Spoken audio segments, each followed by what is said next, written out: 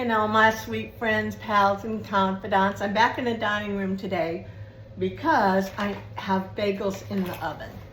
Yes, I made homemade bagels. Ouch. I also burned my finger. I did something really stupid. I'll tell you about that in a second. But I used my sourdough starter yesterday morning, and I made the dough according to a recipe I found on YouTube, and it was supposed to ferment, whatever, bulk fermentation, whatever it's called, for 8 to 12 hours. Well, I did it about noon, so 12 hours would have put that at midnight. When I checked it before I went to bed, it really had not risen significantly. So I just left it overnight. I thought, you know what, it's just flour and water. If it gets ruined, it's flour and water. But when I got up this morning, it was beautiful. It had risen perfectly. It was perfect. So I went ahead and formed my bagels. And I don't know if you've made bagels or pretzels before, but you have to put them in some soda water. This soda water happened to have a little honey in it because of the one recipe that I was following. And then I put them in there for like 30, 40 seconds each side. Then I took them out, laid them out, sprinkled on my everything bagel seasoning, and now they're in the oven. So they've got, that can't be right, it says 2 minutes. Oh no, that's how long I've been talking to you. Duh. Okay, well anyways, the stupid thing I did was a minute ago, I walked in there totally forgetting that I had boiled those bagels on top of the stove, and I saw dust on the top of my stove. It's a glass top, and I just went to wipe the dust away. That burner I had just turned off about 10 minutes ago. It was still skin scorching hot. So I fully expect, yes, I can already see the blisters forming. So I'm gonna have a really good burn there, which is great. It's my right hand, and I'm right hand dominant. So that's gonna be fun. You know what I'm gonna do after I finish this? I'm gonna run out. We have tons of aloe in the front yard. I'm gonna get some aloe and put that on there. That will help. So we're not talking about Job this morning. Sorry. Something else I've been thinking about. Coffee? What's in your cup? This is my Esther cup that I got at Pearl, that my husband bought for me. And I got my original cream cheese ready for when my bagels come out of the oven. And I'll post pictures, or maybe even a short little video showing, oh, that really hurts, showing my results of my labor. But yesterday, as I was sorting through all my books, and I did it, I got it all done. Books are all sorted. I have my Left Behind series on one shelf. I have my commentaries on one shelf. My Bibles are on 2 shelves. I counted up, I have over 30 Bibles. You know, some people go to a different country and they collect coffee mugs or little souvenirs. I get a Bible in that language. Every country that I've been to, I've gotten a Bible in that language. I have a French Bible, a Creole Bible, and a Spanish Bible. Those are the countries that I've been to, the languages. Oh, and did I say Portuguese? I have a Portuguese, Spanish, French, and Creole, plus all my English translations. So that, and then I've got all my reference books, all my past Bible studies, all my past prayer journals, 2 shelves of all my favorite authors, Christian authors. I've got 1 shelf of books that's non-Christian. I have some certified case manager study books, some funny comedy books. What else is on that shelf? I have 2 sets of Rebecca of Sunnybrook Farms, because that was my favorite book when I was a child. And then the very first book that I ever remember reading, besides On Cherry Street with Dick and Jane, and I used to have that one too, I don't know what happened to it, but the very first book I ever remember reading when I was a kid was Jenny Lind and Her Listening Cat. Jenny Lind was a famous opera singer back in the day, and this is about her as a young girl, and the cat that she used to sing to.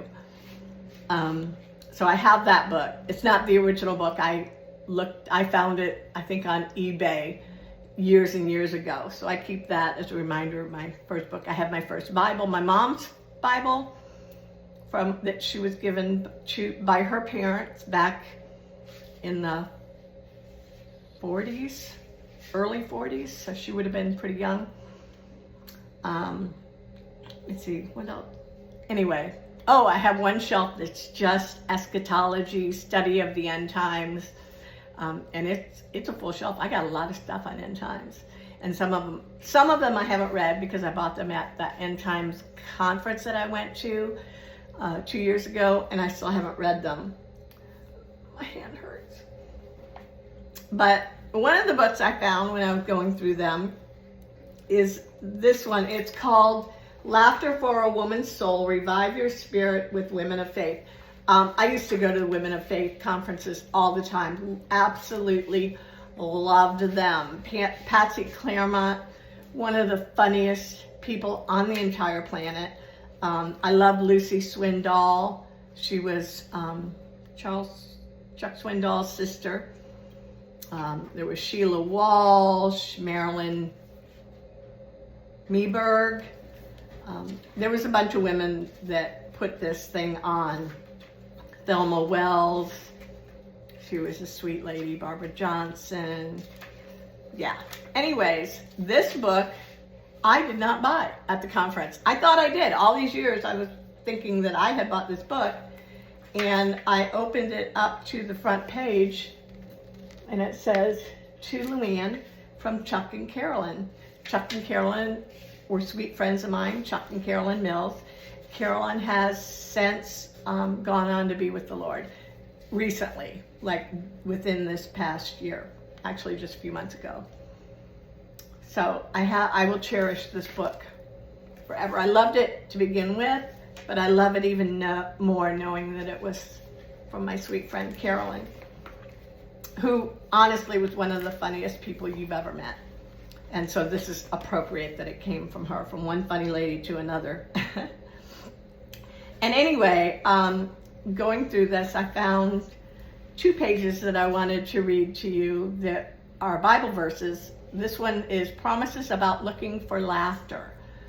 Acts 2:28. You have made known to me the paths of life, O Lord. You will fill me with joy in your presence. Nehemiah 8:10, the joy of the Lord is your strength. Psalms 28:7, the Lord is my strength and my shield. My heart trusts in him and I am helped. My heart leaps for joy and I will give thanks to him in song. And then lastly, Psalms 92:4, you make me glad by your deeds, O Lord. I sing for joy at the works of your hands. Isn't that wonderful? And then these are promises about your life's direction. Trust in the Lord with all your heart. Lean not into your own understanding. In all your ways acknowledge him, and he will make your paths straight. That is Proverbs 3:5-6. Isaiah 48:17. This is what the Lord says, your Redeemer, the Holy One of Israel. I am the Lord your God who teaches you what is best for you, who directs you in a way you should go. Psalms 48:14.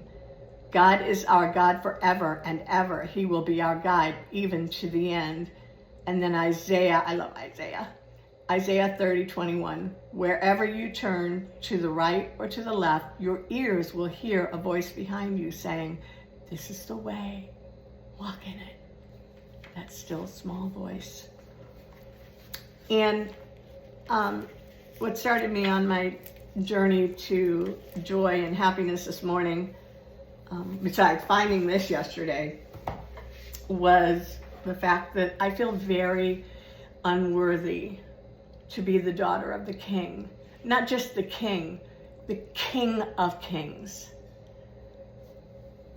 I'm a daughter of the King of Kings. I am a high and holy princess. But I don't feel like I deserve it. And I don't. I really don't. I am only there because of the love of Christ. And it got me thinking about all the other undeserving people in the Bible. And you know what? Sin is sin. But some of these sins, woo-hoo, some of them I can relate to. I truly can. Sorry, I had to have a sip. And these are not in a good order. I started listing them. And then I'm like, oh, I forgot about so-and-so. And I go back and stick them in. So this is in semi-order of the Bible. First off, Adam and Eve. They were made as perfect human beings. And yet they were dumber than rocks, naive, fell into Satan's con, and Adam even purposely ate the fruit that Eve offered him, knowing how God was going to feel about it. How dumb can you be? But you know what? I give Adam and Eve a little grace, especially Eve. She'd never been lied to. She didn't know there was such thing as lies. There was no sin on the earth at that time. She didn't know. She didn't understand that Satan did not want what's best for her because she'd only known God, and he always wanted what was best for her. So yeah, dumb and naive they were. And then there was Noah. Old, single-minded, blinders on, and he was a drunk. At least we know he got drunk. There was Abraham. He was a liar. He was a liar and he was impatient. Excuse me, I'm going to sneeze. She said, bless you, thank you. Jacob was a con man. He was Abraham's grandson. We all know about Judah and Tamar. That could make a afternoon movie. Let me see. Samson, arrogant. Whew, boy, was he arrogant. Elijah suffered from depression and fearfulness. Now, these are kind of mental illnesses, not really his fault, not a personality issue, but was he perfect? Mm-mm. Moses, why did he have to leave Egypt? Because he murdered someone. He also had a speech impediment. We think it might have been stuttering, but he wasn't good at speaking. Aaron, his brother, gave in to peer pressure. I don't know, God killed a lot of people over that, and Aaron by rights should have been one, but God had purpose for Aaron's life. Rahab was a prostitute. I already said Elijah, okay. David was a womanizer, an adulterer, and a murderer. His son was a womanizer. Jonah ran from his calling.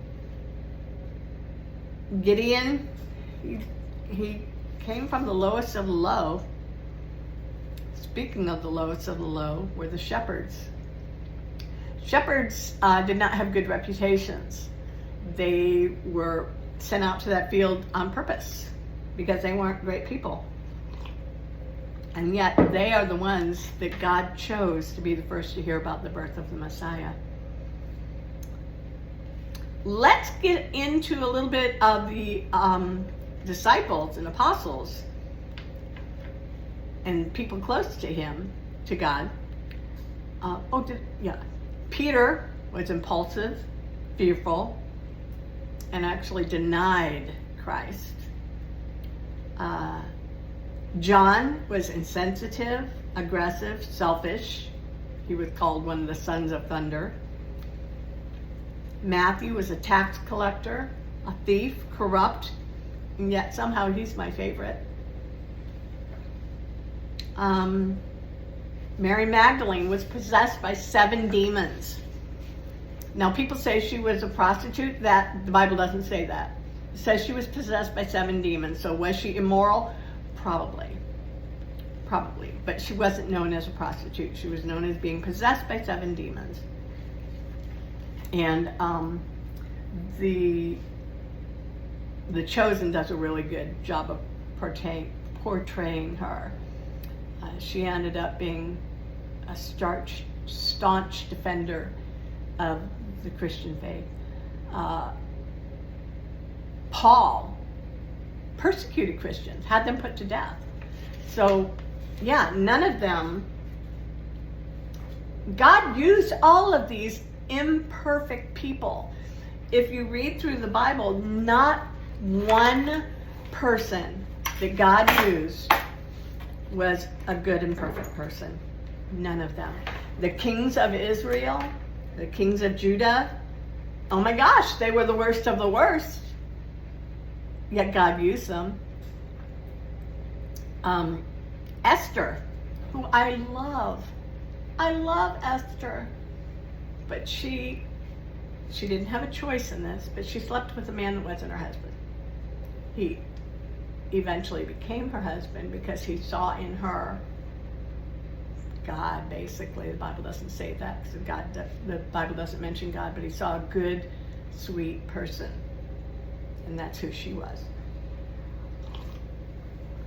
The Bible doesn't say anything bad about Deborah, but I bet she was a tyrant. She was definitely the queen bee and said, you know what?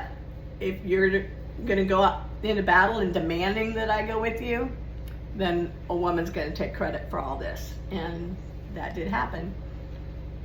So, and God uses me. God used me as a pastor's wife, as a Sunday school teacher, as a missionary to a foreign country, back again as a Sunday school teacher, as a Bible study leader.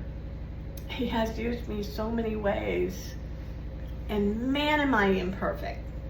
Am I going to tell you all my imperfections? Nope. But I'm going to let you guess. Sorry about that. My timer went off that my bagels were done while I was talking to you.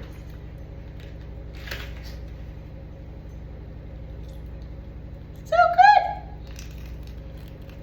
Oh my goodness. Oh my goodness.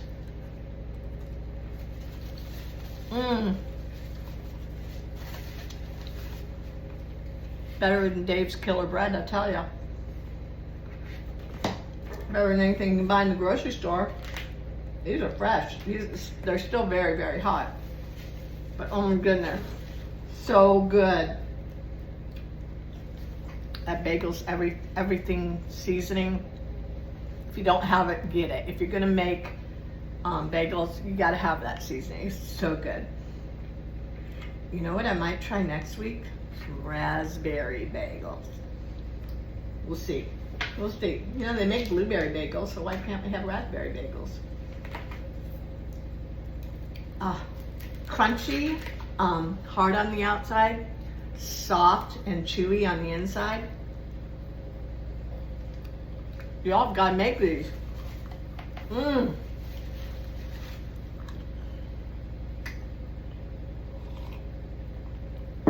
If you live near me and you want some sourdough starter, hit me up. I'll give you some. I got plenty, believe me. That is so good.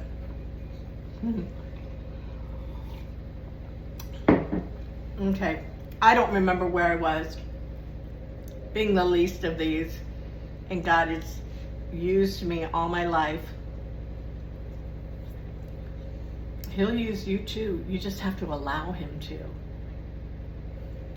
I guess that's all I really have to say today. Next week we'll start back up in Job. I didn't do Job because, well, I ran across this beautiful book from my sweet friend Carolyn. You know what? She's having a ball today. She's in heaven with Jesus. And if I know Carolyn, she has got them all cracked up. Like I said, one of the funniest women I've ever met. She could have put Patsy Claremont to shame. No, honestly, Patsy Claremont is probably the funniest. But Carolyn was just so full of joy. I miss her. Anyway, that's it for today. It's Friday. Tomorrow's my first anniversary. And I think if it stays as beautiful as it is right now, oh, the weather.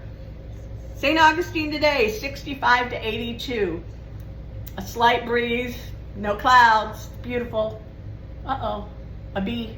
I saw a bee. So it was 76 when I took Moses out this morning. And that's my story, and I'm sticking to it. I love y'all. Bye.